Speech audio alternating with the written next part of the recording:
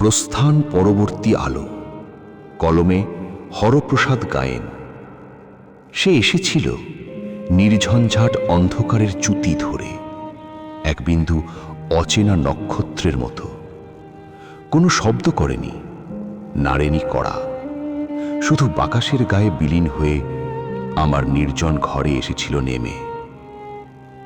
আমি বুঝেছিলাম, অথচ না বোঝার ভান করেই থেকেছি। প্রশ্ন করিনি, জানতে চাইনি নাম।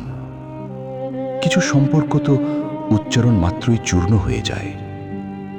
সে চলে গেল, যেমন হঠাৎ আসা তেমনি অনায়াস প্রস্থান। আমি শুধু কপাট খুলে দাঁড়িয়ে রইলাম। ফিরে তাকালাম না অতীতে, যেন কোনোদিন কিছুই ঘটেনি কোথাও। তবু আজ এই নিবিড় রাতে টেবিলের কোণে পড়ে আছে তার স্তব্ধতার দীর্ঘ ছায়া, আর বুকের গহীনে অকারণ এক দহন ভার। সে জানে না কতখানি আলো ফেলে গেছে এই প্রকোষ্ঠে, জানে না আমার এই অন্ধকার এখন আর অসম্পূর্ণ নয়। সমস্ত একাকিত্বের পাঁজরে নিভৃতে নিজের নাম লিখে রেখে গেছে।